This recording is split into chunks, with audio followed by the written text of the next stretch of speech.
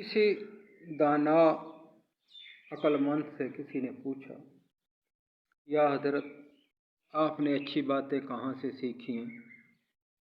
تو انہوں نے جواب دیا کہ دوستوں سے کم، دشمنوں سے زیادہ۔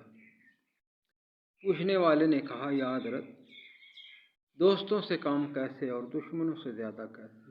کہنے لگے، دوست اپنی دوستی کی وجہ سے میرے عیبوں پر پردہ ڈالتے تھے، جبکہ دشمن اپنی دشمنی کی وجہ سے میرے عیبوں کو اجاگر کرتے تھے، جس کو میں قابو کر لیتا تھا، اوور کم کر لیتا تھا، اور اچھائیاں مجھ میں آ جاتی تھی۔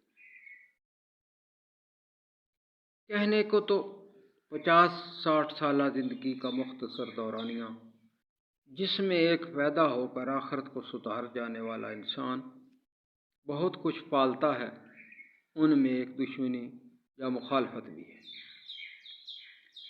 بظاہر دشمنی اور مخالفت شاید اچھے الفاظ نہ ہوں، لیکن یہ انسان کے لیے بہت مفید اور کارآمد ہوتے ہیں۔ دشمن اپنی مخالفت اور دشمنی کے باعث جب کسی پہ تنقید کرتا ہے، کسی کی برائیوں کو اجاگر کرتا ہے، تو ان بزرگوں کے کہے ہوئے قول کے مطابق وہ نہ صرف اپنی غلطیوں کو ٹھیک کرتا ہے، بلکہ اس میں ترقی کے مواقع بھی مزید بڑھتے ہیں۔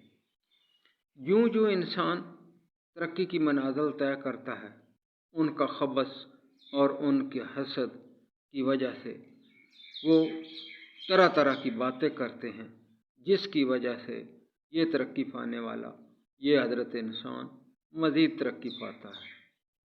اسی لیے شاید علامہ اقبال نے رحمۃ اللہ علیہ نے فرمایا ہے، تندی باد مخالف سے نہ گھبرائے عقاب، یہ تو چلتی ہے تجھے اونچا اڑانے کے لیے۔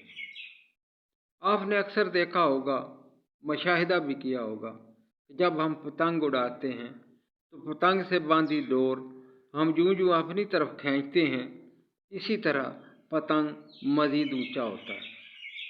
ہوا میں اڑنے والے پرندے ہوا کے مخالف رخ جب اڑان بھرتے ہیں تو تیز ہوا کے جھونکوں کی وجہ سے وہ مزید بلندی کی طرف پرواز کرتے ہیں۔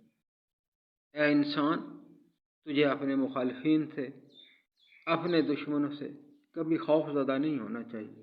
یہ تمہاری ترقی اور کامیابی کا زینہ ہے۔ بس ہمت کرتا جا، آگے بڑھتا چلا جا۔ مقدر آپ کا اللہ کے حوالے ہے۔